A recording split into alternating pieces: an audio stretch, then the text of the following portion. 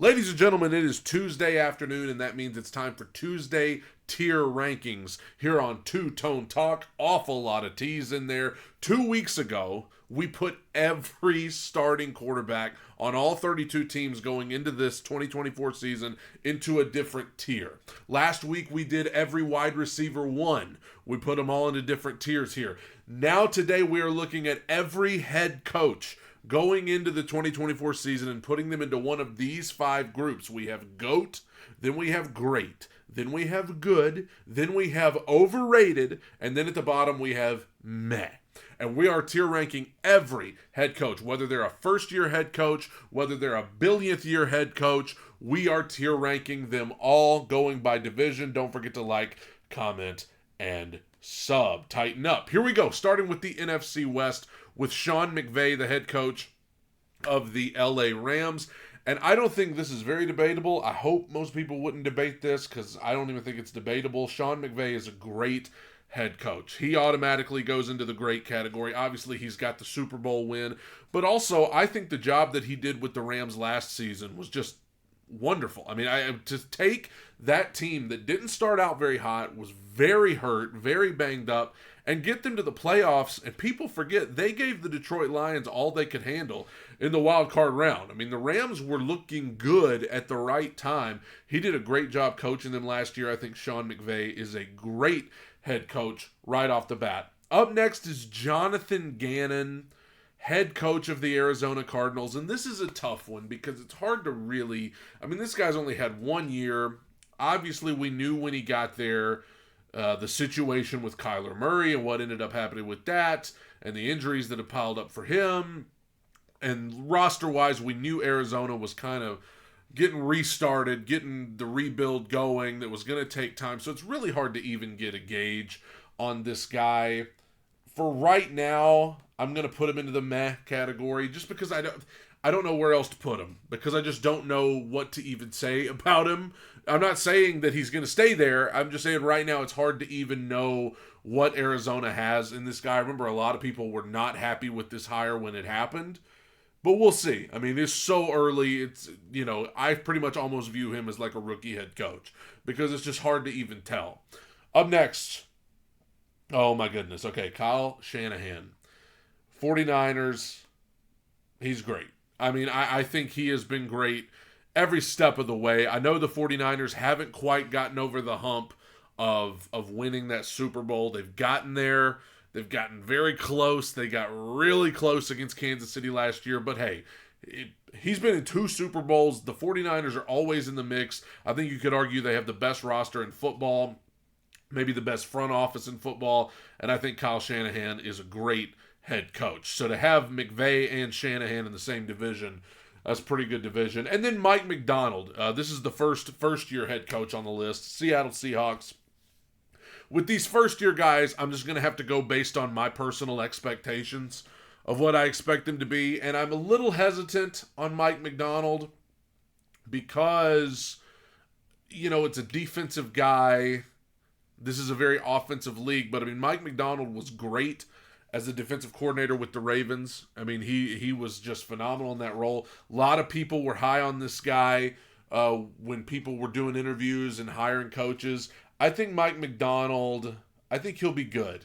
I think Mike Macdonald will be a good coach. He's obviously got major shoes to fill with Pete Carroll, and the job that he did in Seattle, well documented. But I think Mike Macdonald will do a good job. Looking at the roster, it's not bad. Seattle always finds themselves in the mix, and they're in a really tough division. So it's not exactly the easiest situation to step into, being in that division, but I think he'll do a good job. We are now moving to the AFC West with Andy Reid, and obviously that's going to be our first one to go up into the GOAT category. Andy Reid, I mean, I know we're all sick of the Chiefs.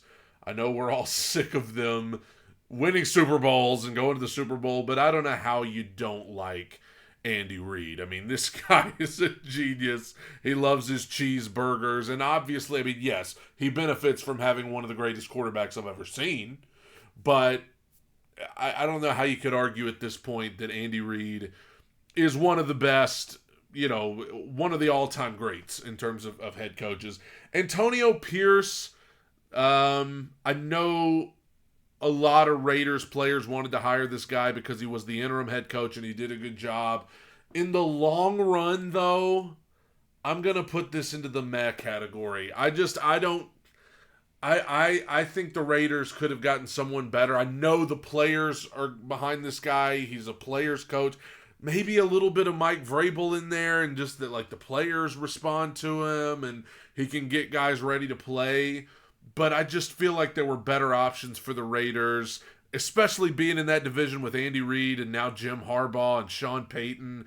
It's hard not to view Antonio Pierce and the Raiders as just the odd team out when it comes to head coaches. Speaking of Sean Payton, he's next on the list. And Sean Payton is highly revered in this league because of what he did with the Saints. Won a Super Bowl. Saints were obviously, in the mix all the time when he was there. I'm putting him into the overrated category. I don't know, man. I just think that Sean Payton and his attitude and the way he's come into Denver, and obviously the issues with him and Russell Wilson, and I don't know how much of that was Russell, but it feels like a lot of it was Sean Payton. I just think it's kind of been a disaster so far since he got there. They did have that run last year where it looked like Denver was really picking up steam, and then it fizzled out. I'm going to put Sean Payton into the overrated category. I know he did some unbelievable things in New Orleans, but as far as right now, I don't know. I think he's overrated. And last but not least, in the AFC West, it is Jim Harbaugh. Now, yes, this is the first time that Jim Harbaugh has been a head coach of the NFL in a while, but we have seen this man in the NFL. I do believe the NFL is better when he's in it. I think he is just a great coach. I think that you look back at what he did with the 49ers, they were always in the NFC Championship game when he was there with guys like Alex Smith, Colin Kaepernick. I mean, this guy is a winner. Whether it's at Michigan at the college level, whether it's with the 49ers and maybe even with the Chargers. I don't know if the Chargers will quite be there this year, but with Justin Herbert and Jim Harbaugh, I'm worried about the Chargers in the years to come. We now go to the NFC East with Brian Daboll, head coach of the Giants. Giants didn't have a good year last year. The Giants probably may very well have one of the worst quarterback situations. I just don't think a lot of people are high on Daniel Jones at all. But this guy just had the Giants looking really good last year. He follows it up with a year where things were kind of wonky, and now obviously Saquon's gone. I'm going to still put him into the good category. I'm not going to give up on this guy yet, because at the end of, not last season, but the season before, everybody was talking about what a great job this guy was doing, and then it seems like people kind of soured on him because the Giants weren't good last year. But I still think this guy can be a good coach. I just think they need a total revamp of the roster, which they already started. They drafted Malik Neighbors, and they need a new quarterback. And until that happens, I don't know how much the Giants are going to win. But I still like Brian Daboll. Dan Quinn, obviously in Atlanta, he had some good times with them, and then we all know what happened with 28-3, and it was just never the same after that. He did a good job in Dallas as the defensive coordinator, but still, I was not inspired by this hire. I'm going to put Dan Quinn into the meh category. I think that of all the guys, I really thought Mike Vrabel, this was like the best fit for him.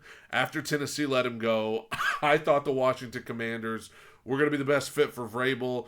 If you're going to hire Dan Quinn, I don't know why they would have just hired Vrabel, because I think Vrabel's better than Dan Quinn. I don't know.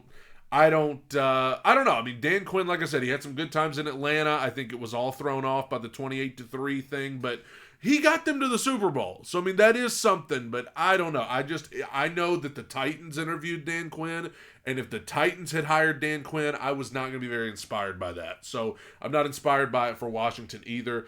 Nick Sirianni with the Eagles, overrated.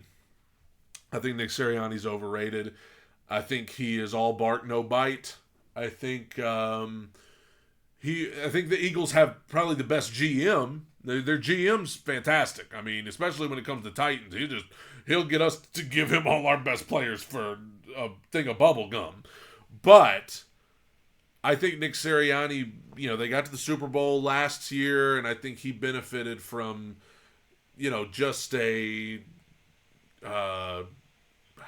lightning in a bottle with the way Jalen Hurts was playing, with AJ coming in and everything, and the excitement and the mojo that they had. But the Eagles fell apart last year. The Eagles totally fell apart. I think you may have forgotten how much they fell apart, but let's revisit it. They looked like they were well on their way to the Super Bowl again and then went off a cliff. Jalen Hurts stopped playing well. Their play calling was awful. It was chaos. And this guy was actually on the hot seat. I mean, they were talking about potentially firing him because it fell apart so bad. They ultimately decided to keep him. But I think this guy is all bark, no bite, with some last chance you type head coaching in the NFL. I think he's overrated. Mike McCarthy with the Dallas Cowboys, meh. I think he may be on the hottest of hot seats going into this year with the way things have gone for the Cowboys. They know how to get to the playoffs, but they cannot win a playoff game to save their lives. They choke every year. And we know how things go with Jerry Jones and Dallas. I mean, he did hang on to Jason Garrett for way longer than anybody thought he would, but it just feels like every head coach Dallas has is always on borrowed time. It's only a matter of time until it eventually goes off a cliff. We now go to the AFC East with Gerard Mayo, maybe the most shocking hire of the offseason. I thought the Patriots were going to get Vrabel, like a lot of people, but I can't believe... But it is believable that they would elevate from within, but it's like, wow. This isn't the route I expected him to go. As far as what I expect from Gerard Mayo...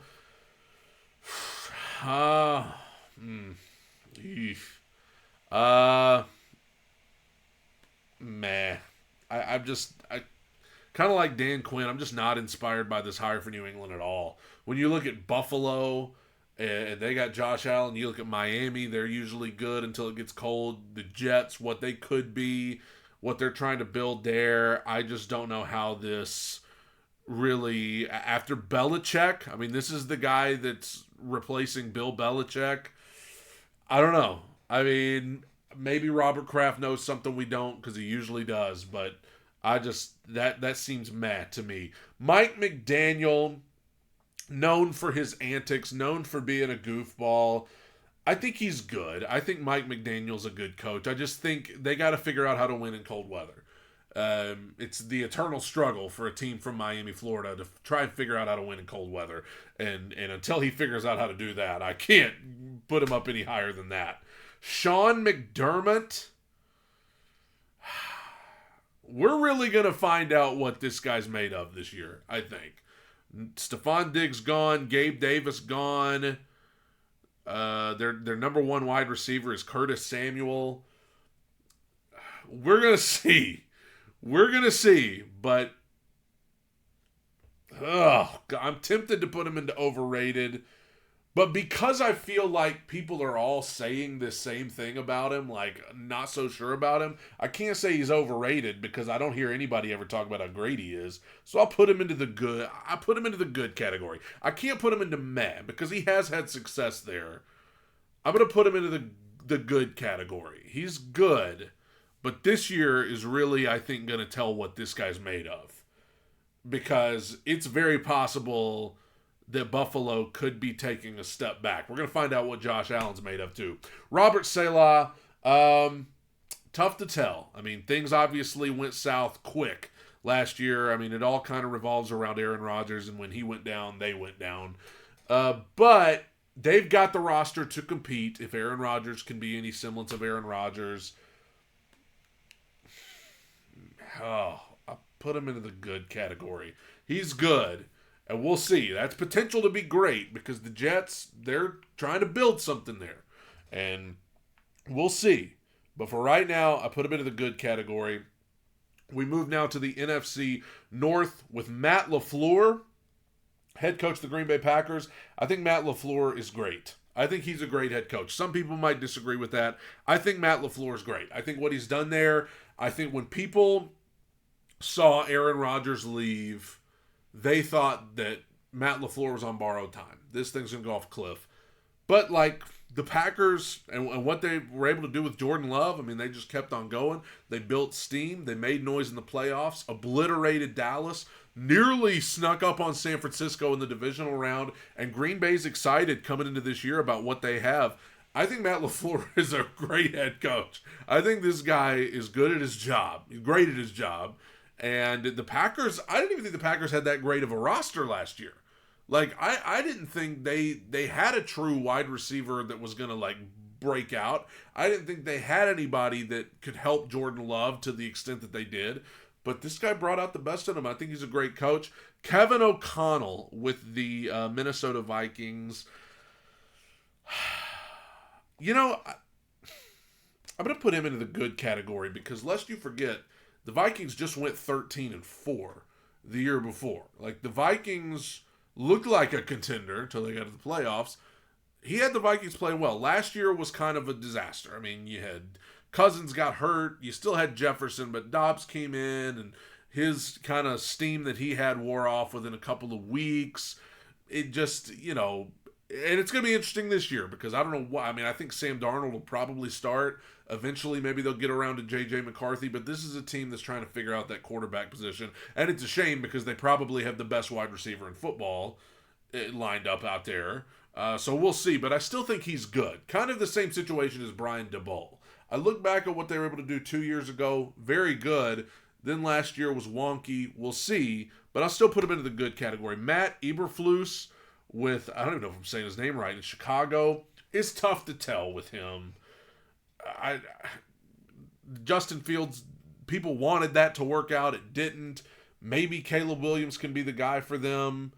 I'm putting him into the meh category for now. I'm putting him into the meh category. I just don't see it. You know, maybe Caleb Williams will come in and be what everybody thinks he's going to be, which is the John Elway, Tom Brady, Peyton Manning just rolled up into one guy. But for right now, if I'm Chicago, if I'm a Bears fan, yes, I'm excited about Caleb Williams. And we'll see, because this year could be big time for the Bears. If Caleb Williams is good, they've got some good guys at wide receiver. Roma Dunze, I couldn't think of his name last week for some reason. Roma Dunze, DJ Moore, they've got quite a tandem there. Keenan Allen, right? He's there as well. So that's more than enough to help Caleb Williams out. We'll see, but for right now, I put him in the meh category. Dan Campbell. Okay, this one there's two categories I'm thinking about for Dan Campbell. The first one is great. The second one is overrated. The reason I'm tempted to put him into overrated is because I think his aggressive style that we all love, it's exciting, it's fun to watch, I think it did them in the NFC title game last year. I think he was too aggressive. I think he was living by the sword and was dying by the sword. When that stuff works out, it's great. When it doesn't, you look like a fool. I'm going to put Dan Campbell into the great category. I'm going to put him in the great category. But he's teetering, for me, on overrated. I think he's mostly great, but man, that aggressive style, I know that's kind of what helped get them to the NFC title game, but I think back to that game against Dallas where, yes, the referees screwed them over because they, you know, I don't even remember the situation. They said something happened that didn't, and they said somebody didn't report as eligible. That's what it was. It was stupid on the referee's part, but they gave him the penalty, and Dan still went for two from like way back into 7 yard, like that kind of stuff. I think that's reckless. You go from aggressive to reckless. So for that reason, that's why I'm tempted to just say a little bit overrated, because that aggression is going to end up losing them games as if it hasn't already. But for right now, I'm going to put him in the great category because we do love that. We do love the aggressive stuff. We love seeing the Lions do what nobody else would even think of doing. But I mean, you do too much of that stuff, get too cute, you can fall in that overrated category. John Harbaugh, I hate to do this because I hate the Ravens. I think John Harbaugh has to go into the GOAT category. And when I say GOAT, I know that means greatest of all time. I'm thinking the greatest coaches in this league and maybe in the conference for greatest of all time. And John Harbaugh is absolutely one of the best in the league. I mean, to have been in Baltimore as long as he's been there, seems like Baltimore's always in the mix. They always have great teams. They always have some team that's in the, you know, Super Bowl conversation most of the time. He has a ring. The Ravens are always there. I mean, he's one of the best. I mean, Andy Reid probably is the best right now, but John Harbaugh's top 3. I mean, and I hate the Ravens. I hate them. I do think, with Lamar in Lamar's era, they've melted down in the playoffs, but they're always right there at the end, it seems like. Kevin Stefanski, I think I'm going to put Stefanski into the good category because I'm tempted to put him into great because when you look at last year, the Deshaun Watson thing and all the money they paid him, that hasn't worked out yet. He's still not been even close to what they wanted him to be. But the Browns still got to the playoffs last year with Joe Flacco. They had an incredible defense, and Flacco came in and played well. Kevin Stefanski kept that ship afloat, even when Watson got hurt, and he wasn't playing well before he got hurt. He still had them winning games. I'm tempted to put him into great, but I'm just going to keep him there in good. But I think Kevin Stefanski, you got to look, it's kind of what people said about Vrabel. That 1 year in Tennessee where everybody got hurt and the Titans just kept winning games and they ended up the number 1 seed. I think there's something to that. So I'm going to put him in the good category. Zach Taylor with the Bengals, great. I mean, he's got great talent on the offensive side of the ball. I think when healthy, he's got the second best quarterback in the league. And, you look at where the Bengals were when he got there, and now look, they've been to a Super Bowl, nearly won it. Don't we know it? We know how they got there. He's been to Super Bowl. He's beaten the Chiefs and Andy Reid and Patrick Mahomes in the AFC title game. Really had the Chiefs' number there for a little while. I don't know how you can put him any lower than great. I think he's great. Mike Tomlin. Some people are going to disagree. I put him in the GOAT category. I think Mike Tomlin, I have never not believed in Mike Tomlin. People complained about him last year. There were people saying he was on the hot seat. I don't want to hear. I think Mike Tomlin is one of the best. Been to the Super Bowl. I think he's got 2 rings. Been to the Super Bowl multiple times. He always has his team ready to go. You can count them out if you want to. I mean, last year, it was one of those things people would count out the Steelers all the time, and then they'd come with Mason Rudolph, who's now a Titan. They would come in, and they'd find a way to get back into the conversation again, and they ultimately got to the playoffs. That team got to the playoffs with Mason Rudolph. I don't even want to hear any Mike Tomlin slander, and I can't stand the Steelers, but I don't want to hear any Mike Tomlin slander. Dude's unbelievable. I think he's one of the best. And for people to say he was on the hot seat because the Steelers had lost a few games, get out of here. Dave Canellis, the Carolina Panthers guy, I said earlier Gerard Mayo may have been the most underwhelming hire of the offseason. I changed my mind. I'm going to go with Matt. I just didn't understand this hire at all. Considering the guys that were available to Carolina that people didn't think was going to be available, I just didn't understand why this would be the guy. I just not quite on board with that one. Dennis Allen, I don't know. I mean, with Derek Carr last year, they were better. But for right now, I'm going to put him in the meh category too.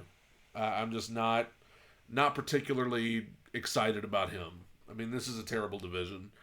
We'll see. I mean, Derek Carr's not awful, but I just haven't seen anything from New Orleans the last couple of years that makes me like, yeah, these guys are for real.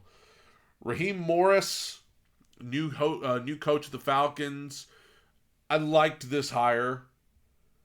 I like kind of the excitement he brings. And I'm going to put that into the good category. I think the Falcons should win this division. When you look, I mean, this is probably the worst division in football. You look at the other teams there. I know Tampa Bay, outperformed anybody's expectations last year. But I think Raheem Morris can kind of be that guy to come in and reinvigorate this franchise because they lost that Super Bowl after being up 28-3, and it just feels like they never recovered. I mean, it still feels like they're reeling from it. But everybody that had anything to do with that's gone now. So I think this could be the guy to come in. I mean, they've just been with Ritter, and they had Marcus for a period of time. Arthur Smith, God bless him, it just didn't work out. Maybe this guy can kind of bring that energy back to the ATL. I like that hire. Todd Bowles, I have to at least put him into good. And I'm thinking about great. Just because last year, that Tampa Bay team, people thought they were going to be like top 5 draft pick. Like, people thought Tampa Bay was going to be awful. They were just there to fill a spot. Not only did they get to the playoffs, but like they slaughtered the Eagles. Okay. Then they nearly beat Detroit in the divisional round. Like, they were right there with them. Tampa Bay. So Todd Bowles did a great job there last year. That's why I'm tempted to put him into that great category, but I'm going to keep him at good because I do think the Bucs are going to come back down to reality this year. But we're to the AFC South. Home stretch here. Shane Steichen, head coach of the Indianapolis Colts. I've got to give the devil his due. Thought he did a great job last year. I'm putting him into the good category because I think it's too early to just straight up say, great. But I think I got to give the devil his due because the Colts, with Gardner Minshew, were within a breath of winning the AFC South. A Minshew mania. I mean, it's just something about that guy. And I think that's, if I am Indianapolis, that is a promising thing to be like, hey, in terms of Shane Steichen, it's like, hey, this guy had us right there. And with Gardner Minshew, backup quarterback pretty much the whole year. And a team that I don't think a lot of people were quite expecting to be that good. So I have to put him into the good category because he did a really good job last year, as bad as I hate to say it. Doug Peterson. I can't say he's overrated because I don't hear a lot of people talking about how awesome of a coach Doug Peterson is. So I'm going to put him into the meh category. And I'm not, maybe it's just my Titans fan in me. I just don't even when they hired him, I know he won a Super Bowl in Philadelphia in the most unbelievable of circumstances. Nick Foles and all that. I don't know, man. There's just, especially seeing how Jacksonville completely fell apart last year. Does none of that fall at the feet of Doug Peterson? I think some of it has to. Just like it had to fall at the feet of Mike Vrabel. Some of it the year before in Nashville. But that's another conversation for another time. I put Doug Peterson in the meh category. DeMeco Ryans, hate to do it. But based on what we've seen, I put him in the great category. With full realization, sophomore slumps happen. They've got a lot of expectations on them coming into this year. Will they fold? Possible. But based on what we have seen so far, I got to put DeMeco Ryans into the great category for now. And I hate to do it. We saved the best for last. And that is Brian Callahan, new head coach of the Tennessee Titans, another first-year head coach. I mean, listen, I hope someday we put him into the GOAT conversation, but let's just put our unbiased hats on here. First-year head coach. Yes, the game is in his blood. We know his dad. He's in town now. We know that he's knowledgeable about the game. But like with any first-year head coach, who knows, right? It's why I get so mad when I watch these media people act like it's a foregone conclusion that he is not going to be any good. I'm glad that we have an offensive-minded head coach in town for the first time, maybe ever. Literally, what I expect from Brian Callahan, I expect him to be, if I put him any higher than this, people are going to say I'm being a homer. I expect Brian Callahan to be good. And I've been very reasonable so far. I had Will Levis in the I don't know category 2 weeks ago. I had Calvin Ridley as a wide receiver 1 in the good category last week. I am putting Brian Callahan into the good category. I hope he exceeds every expectation. But I don't want to be a homer and say Brian Callahan's going to be great because I don't want to jinx it. I'm excited about Brian Callahan. I'm excited, like I said, to have an offensive-minded head coach for the first time ever, maybe, in the history of the Tennessee Titans organization. I like what I've seen from him all we have to go by is just the press conferences and the clips from practice that they put on Twitter. But I'm excited about the prospect. I think he and Rand Carthon work well together. I expect him to be good. And I hope he exceeds every expectation. So there you go. Take a look. Let me know what you agree with, what you don't agree with. Some of you last week with the wide receiver ones were quick to let me know just what you thought of my tier ranking. So let me know with this one too. This was the longest video I've done yet. God bless you. Tighten up. Bye.